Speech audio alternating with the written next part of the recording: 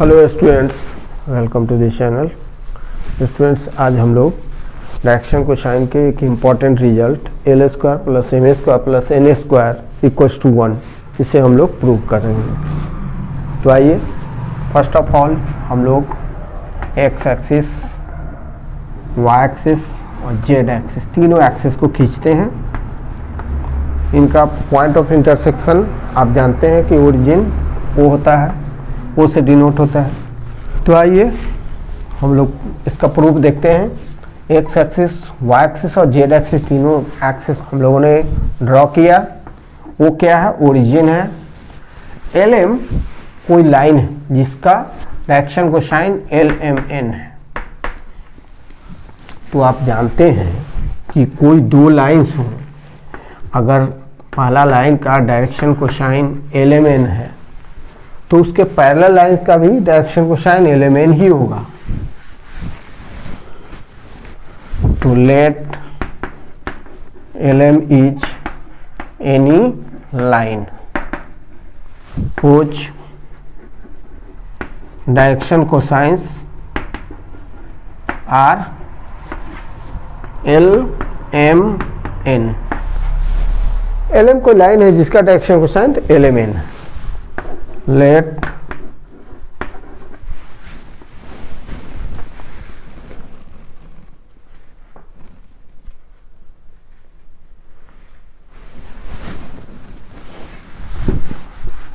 अब हम L M के पैरेलल कोई लाइन ड्रॉ करते हैं जो ओरिजिन से पास करता है। उस लाइन का नाम भी ले सकते हैं।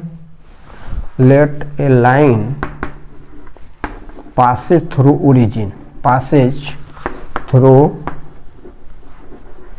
origin, origin से पास करता है। passing let a line passes through origin and parallel to RS LM, parallel to LM। L M line जो गिवन लाइन है जिसका direction cosine L M N है, उसके पैरेलल है। कौन सा लाइन? जो ओरिजिन से पास करता है। अब उस लाइन पर कोई पॉइंट पी ले लेते हैं। Let P x y z, x y z क्या है? कोऑर्डिनेट है। Is any point on the line. कौन सा लाइन? यही जो अभी लाइन है ये, इस पर पी कोई पॉइंट, पी कोई point. Let O P makes angle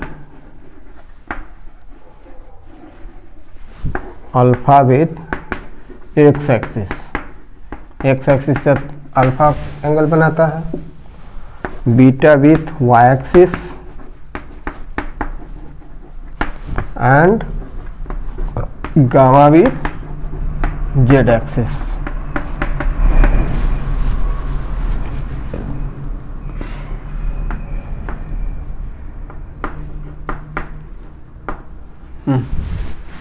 late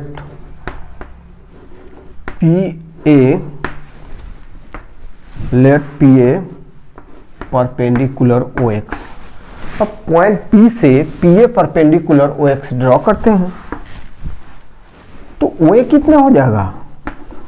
OA का वैल्यू हो जाएगा x इक्वल्स टू x हो जाएगा। और OP का वैल्यू कितना होगा जी? OP इक्वल्स टू, ये तो P कोई पॉइंट है जिसका कोऑर्डिनेट एक्स वाई जेड है और ओरिजिन का कोऑर्डिनेट आप जानते ही है 0 0 0 होगा थ्री डायमेंशन में। तो OP, P और O के बीच का डिस्टेंस क्या होगा? आप डिस्टेंस फार्मूला से जानते हैं। कितना होगा? x minus 0 whole square plus y minus 0 whole square plus z minus 0 whole square. It means x square plus Y square plus Z square हो जाएगा। और इसको आप r से भी डिनोट कर सकते हैं। OP equals to r equals to root x square plus Y square plus Z square. तो इसको यहाँ पर r लिख दें, r का वैल्यू यह है। अब राइट एंगल ट्रायंगल PAO में, in right triangle POA right triangle POA में कॉस अल्फा कितना होगा जी? कॉस अल्फा B/H होगा, B/H। It means cos alpha equals to क्या होगा? B/H। B कौन सा होगा? X होगा। H कौन सा होगा? R होगा। अल्फा एंगल के लिए अल्फा के ऑपोजिट में PA जो है वह P होगा, परपेंडिकुलर होगा, OA बेस होगा और OP हाइपोटेन्यूज होगा। तो cos alpha equals to OA by OP। This implies cos alpha equals to कितना होगा जी? OA का वैल्यू X बाई R। तो आइए X का R का वैल्यू कितना होगा? X बाई कॉस अल्फा, या X का वैल्यू क्या होगा? तो R कॉस अल्फा होगा। X का value R cos alpha X। अब देखें कॉस अल्फा को तो हम A से डिनोट करते हैं।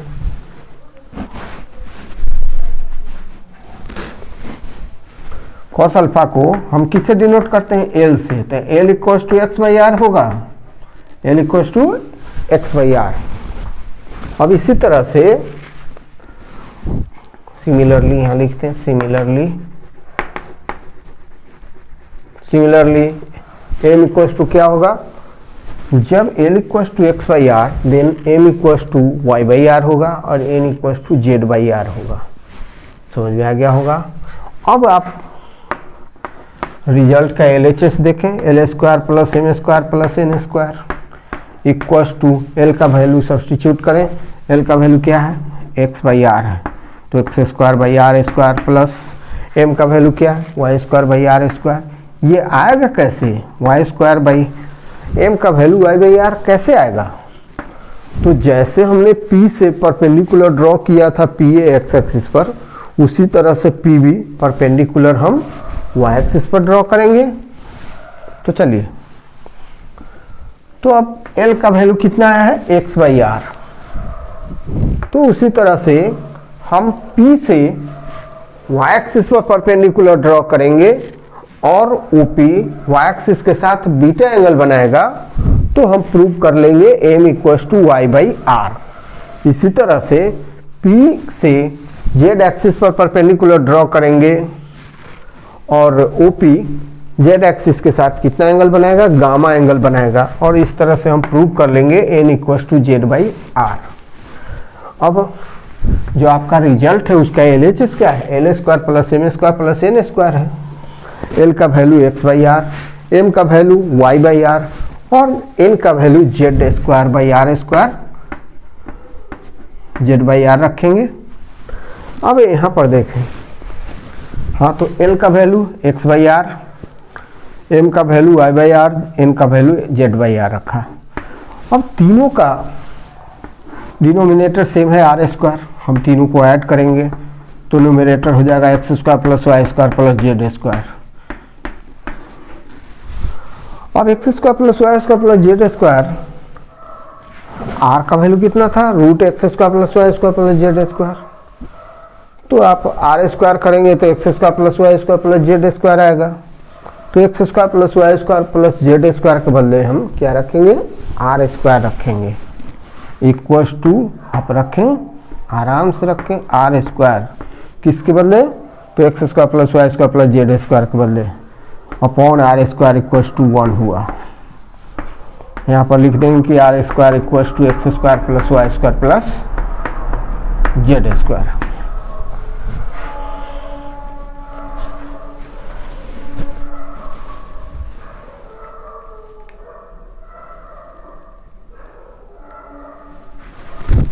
तो this implies L square plus M square plus N square equal to 1। हमने प्रूव कर दिया। तो इस तरह से L square plus M square plus N square equal to 1 prove हो गया। Thanks for watching.